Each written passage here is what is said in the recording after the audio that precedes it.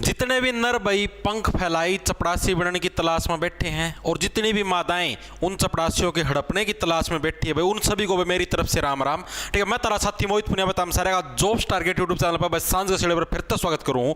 तो भाई आप लोगों को पता, आप लोगों की एसएससी एमटीएस 2024 की परीक्षाएं 30 सितंबर से होनी निश्चित हैं। ठीक है, अब मैक्सिमम बच्चों को इसके अंदर अलग अलग डाउट है कि कितना, अगर हम लोग मतलब कितने क्वेश्चन अटेम्प्ट करें जो कि एक सेफ स्कोर रहेगा। भाई अगर हम इतने क्वेश्चन अटेम्प्ट करते तो हमारी एक सेफर साइड है। हालांकि एग्जाम होने से पहले ये चीज बतानी इम्पॉसिबल सी है, लेकिन फिर भी मैं आप लोगों को आज थोड़े थोड़े हिंट दूंगा। एग्जाम आपको किस तरीके से अटेम्प्ट करना कि आप यहां से 90 से लेकर और 140 तक का सफर कर दो 150 के अंदर से। ठीक है, वो सारी की सारी चीजें मैं आपको इस वीडियो के अंदर बताऊं। आपको स्मार्ट वर्क करना है एग्जाम के अंदर, कैसे करना, वीडियो को कंप्लीट देख लेना, सारी की सारी चीज बताऊंगा। पेपर अटेम्प्ट आखिर करना तो करना कैसे है, एग्जाम से पहले जो डर है, फियर है, एग्जाम के अंदर क्या गलती करो पेपर अटेम्प्ट करने के अंदर, वो सारी चीज अभी देख लेना। मैं आपको गारंटी देने लग रहा हूं आपका स्कोर डेफिनेटली बूस्ट होगा। ठीक है, देखो भाई, उससे पहले भाई अगर भाई आप ऐसे सोचने लग रहे हो, आप जैसे मान लो ग्रेजुएशन करने लग रहे हो, पोस्ट ग्रेजुएशन आप ये सोचने लग रहे हो, बस साथ के साथ आपकी कॉम्पिटिटिव एग्जाम की तैयारी हो जाए, आपके छोटा भाई बहन है कोई भी है, ठीक है, और आप ऐसे ऐसे सोच रहे हो उसके साथ के साथ ग्रेजुएशन भी हो जाए, तो चंडीगढ़ यूनिवर्सिटी में आप लोगों के लिए स्कीम लेके आई जिसके तहत आपकी बीए, बीएससी, बीकॉम, एमबीए, कोई भी graduation, post graduation degree, post graduation कुछ भी हो, ठीक है, आप लोग घर बैठे ऑनलाइन कर सकते हो। आपको ऑनलाइन आपकी क्लासेस लगेंगी। ठीक है, 100% सारा सिस्टम ऑनलाइन है, ऑनलाइन क्लासेस लगेंगी, ऑनलाइन एग्जाम होंगे, ऑनलाइन नोट्स मिलेंगे, सब कुछ ऑनलाइन है। डिग्री की मान्यता भी बराबर है, कोई इसके ऊपर लिखा नहीं आएगा भाई ऑनलाइन डिग्री या ऑफलाइन डिग्री है। ठीक है, घर बैठे कर सकते हो। आपको करना कुछ नहीं, डिस्क्रिप्शन में एक लिंक मिलेगा फॉर्म का, वो फॉर्म फिलअप करना है। जो भी इंफॉर्मेशन होगी वो आपको अपने आप फोन करके बता देंगे। ठीक है, उनका अपने आप फोन आ जाएगा आपके पास। ठीक है, तो और भाई नंबर 1 आपकी रैंकिंग के अंदर नंबर 1 पे चंडीगढ़ यूनिवर्सिटी यूजीसी से आपकी अप्रूव्ड है। ठीक है, सारी चीजें वेल ओके है, कहीं पर घबराने की जरूरत नहीं। खास बात क्या, आप किस्तों के अंदर फीस भर सकते हो। जैसे आपको ये लगे फीस ज्यादा है तो किस्त बन जाएंगे, 5000 रुपये इस महीने दे दे, 5000 रुपये अगला महीना 5000, इस टाइप से। ठीक है, तो जो भी इंटरेस्टेड है डिस्क्रिप्शन में लिंक है। देखो भाई, अब आते हैं आप लोगों का ये एग्जाम पैटर्न है। पहले तो इसके अंदर चीज समझो भाई, चीज आपको पेपर अटेम्प्ट करना कैसे है। सबसे पहले आपके आगे मैथ का पोर्शन खुलेगा, सारी चीज बताऊंगा, एक बार अच्छे से देख लेना, पेशेंस रखा करो तुम चीजों के अंदर। ठीक है, मैथ के 20 क्वेश्चन, रीजनिंग के 20 क्वेश्चन और 60 आपके नंबर के आने हैं। ठीक है, टोटल आपका 45 मिनट का आपको इसके अंदर समय मिला। लेकिन आपको इसके अंदर टाइम वेस्ट नहीं करना। टाइम वेस्ट क्यों नहीं करना? क्योंकि जो ये आपका क्वालिफाइंग, जो जनरल कैटेगरी का बच्चा भाई, उसको मात्र 12 प्रश्न करने इस पेपर के अंदर, मात्र 12। अगर आप मिनिमम 12 प्रश्न कर देते हो तो आपका टीयर, ये जो आपका पहला पोर्शन आपका सेक्शन 1 आपका ये, ठीक है, ये आपका जो सेक्शन 1 है ये आपका क्वालिफाई हो जाएगा, पास हो आप इसके अंदर। सिर्फ 12 क्वेश्चन अटेम्प्ट करने हैं। ठीक है, अगर आप ओबीसी कैटेगरी से हो तो आपको मात्र 10 क्वेश्चन अटेम्प्ट करने हैं। अगर आप एससी एसटी या अदर कैटेगरी से बिलोंग करते हो तो आपको मात्र 8 क्वेश्चन अटेम्प्ट करने हैं। मैथ या रीजनिंग में से कोई से भी कर सकते हो, आपकी चॉइस है। ठीक है, आप मान लो जनरल के 12 क्वेश्चन अटेम्प्ट करने हैं, आपने मान लो 12 के 12 रीजनिंग के अटेम्प्ट कर दिए, 12 से फालतू कर दो, कोई दिक्कत नहीं, क्या पता है क्वेश्चन गलत भी हो जाए। ठीक है, रीजनिंग के भी भाई अगर आप 17 से 18% अटेम्प्ट कर दोगे, मैथ का अगर आप क्वेश्चन छेड़ोगे भी नहीं, ठीक है, तब भी आपका ये वाला जो सेशन 1 है ये आराम से क्वालिफाई हो जाएगा। एग्जाम हॉल के अंदर जाओगे, सबको प्रेशर फील होता है। मैंने खुद ने एग्जाम दिए भाई। ठीक है, अभी मेरा CHSL 2024 और CPO 2024 दोनों के टियर 1 क्वालिफाई हुए हैं। आप लोगों को पता भी होगा, मैंने टेलीग्राम के ऊपर मेरा रिजल्ट भी डाला था, रोल नंबर भी डाला था। ठीक है, तो आपको मैं बताता हूं, आप जाओगे एग्जाम के अंदर आपको प्रेशर फील होगा, सबको होता है भाई, मन्ना खुद ना भी होया था। ठीक है, और उस प्रेशर के अंदर आप जैसे घर पे आपका जितना मॉक टेस्ट में स्कोर बन रहा है उससे थोड़ा कम ही बनेगा। ठीक है, थोड़ा मतलब कि अपने आप ही घबराहट हो जाती है, 1-2% नहीं आया तो और भी घबराहट बढ़ जाएगी। तो आपका शुरू में सेशन 1 खुलेगा, 45 मिनट का आपको समय मिलेगा, 45 मिनट के बाद ही सेशन 2 खुलेगा। चाहे आप ये सारे के सारे जो 12 क्वेश्चन आपको करने, चाहे आप ये 10 मिनट में कर लो। ठीक है, आपका सेशन 2 45 मिनट के बाद ही खुलेगा, इतने आराम से बैठना है। तो आपको देखो मैं बताता हूं, आप ऐसे करना, ये 12 क्वेश्चन अटेम्प्ट करने मिनिमम जनरल कैटेगरी वाले को, तो आप कम से कम 16 से 17 क्वेश्चन अटेम्प्ट कर लेना। रीजनिंग के मैथ को क्यों धक्के से छेड़ना भाई, कोई एक आधा मैथ का तो मैथ को भी अटेम्प्ट कर लेना, कोई दिक्कत नहीं। 16-17 करना, या आपके अगर आराम से करो ना मजे ले लेके तो भी 20 मिनट में आराम से हो जाएगा। ठीक है, उसके बाद आपके पास काफी बम्पर मात्रा में टाइम बच जाए, आराम से बैठना और रिलैक्स रहना। ठीक है, आराम से रिलैक्स रहना, फालतू में सवालों व रो करने में टाइम खराब मत करना, क्योंकि दिमाग के अंदर जितनी ज्यादा भड़क होएगी, ठीक है, अगले वाला जो सेशन जो जो 2 खुलेगा उसके अंदर पेपर उतना ही गंदा होगा। ठीक है, इसके अंदर ना कोई नेगेटिव मार्किंग ना कुछ, सिर्फ एक फॉर्मेलिटी एक तरीके से। ठीक है, अब आते हैं सेशन 2 पर जो मेन है, जिसके बेस पर आपकी कट ऑफ बनेगी और सारा सिस्टम बनेगा। ठीक है, पिछली बार की जो कट ऑफ गई थी आपकी 2023 के अंदर भाई, वो शायद मेरे एग्जैक्टली ध्यान 143 पता नहीं 147 इतने के करीब गई थी। ठीक है, 150 के अंदर से, क्योंकि एक क्वेश्चन आपका 3 नंबर का होगा। ठीक है, एक क्वेश्चन आपका 3 नंबर का है और 1 नंबर की आपकी नेगेटिव मार्किंग होगी।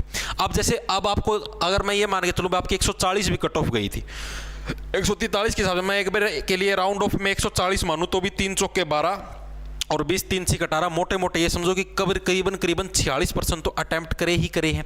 ठीक है, लेकिन ये मत समझो भाई 46 ही अटेम्प्ट करें, क्योंकि अलग अलग शिफ्टें आती हैं, शिफ्टों के अंदर अलग अलग लेवल होता है। मान लो आप जिस शिफ्ट के अंदर बैठे, क्या पता उसका लेवल थोड़ा अप आ जाए, किसी दूसरी शिफ्ट के अंदर बैठे लेवल आसान आ जाए। तो ये टारगेट तो मान के चलो ही मत कि भाई मुझे 40 प्लस अटेम्प्ट करूँ नहीं कर, वो सारा शिफ्ट के ऊपर डिपेंड करता है। मेरे साथ में खुद क्या बताने लग रहा हूँ, मेरा CHSL के अंदर मैं बताऊं, मेरा CHSL में रो स्कोर 148 था, 148।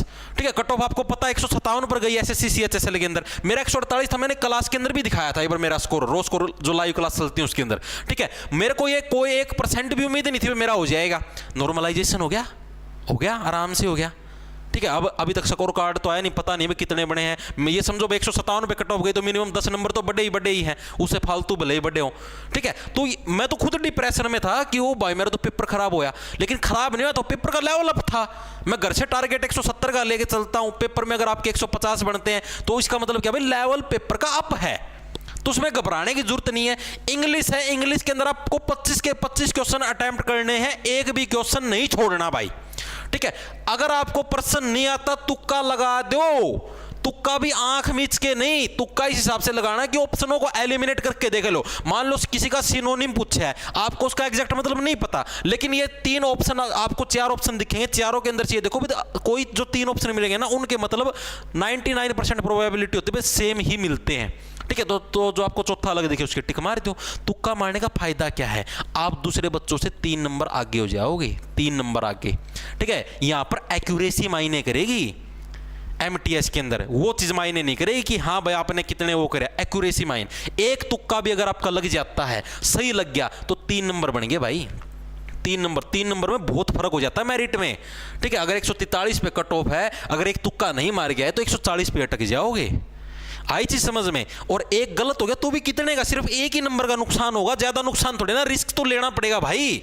अकेला कोई पढ़ के 143 नंबर नहीं ले सकता भाई, रिस्क लेना पड़ेगा। इंग्लिश के अंदर तो एक भी क्वेश्चन नहीं छोड़ना भाई, एक भी नहीं छोड़ना। ठीक है, चाहे बेशक तुक्का मार के आओ, लेकिन इंग्लिश के अंदर एक भी नहीं छोड़ना। जिक्के के अंदर छोड़ सकते हो। ठीक है, अब जिक्के की बारी करते हैं। जिक्के आपको देखो पहले अटेम्प्ट कैसे करना, पहले आपको इंग्लिश छेड़नी, जिक्के नहीं छेड़नी, पहले आपको इंग्लिश छेड़नी है। इंग्लिश से स्टार्ट करो, आराम से करो। अरे 45 मिनट बहुत ज्यादा होती है, आराम से पेपर अटेम्प्ट कर लो, बिल्कुल आराम से, स्वादों के अंदर भी करोगे ना तो भी आराम से अटेम्प्ट कर लोगे। अच्छे से चीजों को पढ़ो, पहली बारी में सिर्फ वो प्रश्न करो जो से आते हैं। ये लगे कि हाँ भाई ये तो मुश्किल सा सिनोनिम है, इसमें तो तुक्का मारना पड़ा, तो उसको छोड़ दो, एक बार के लिए स्किप मार दो, फिर अगले पे चलो, फिर अगले पे, एक बार के लिए पूरी इंग्लिश में घूम जाओ।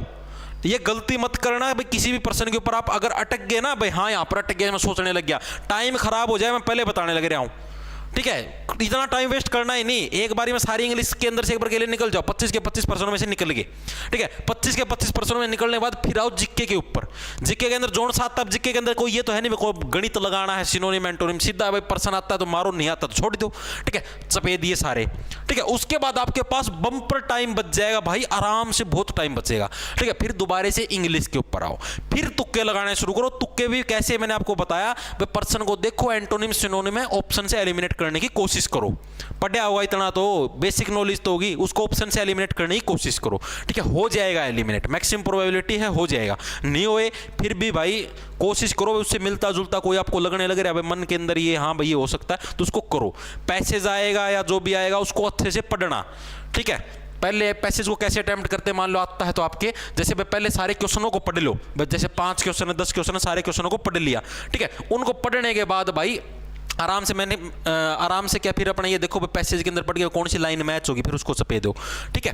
फिर इंग्लिश करके फिर जीके के अंदर दोबारा आओ, जीके के अंदर फिर देखो कौन कौन से क्वेश्चन आपके रह गए, उनसे मिलता जुलता सोचो भाई कहां पर। जीके के अंदर मैं ये नहीं कहने लग रहा भाई आप सारे अटेम्प्ट करो, जीके के अंदर आप 25 के अंदर से 20 अटेम्प्ट करते हो तो भी अच्छा स्कोर मानता हूं मैं उसको, ठीक है। जीके नॉर्मल लेवल की आई मैं आपको बताने लग रहा हूं, पेपर आपका नॉर्मल लेवल का आएगा, ज्यादा हाई फाई नहीं आएगा।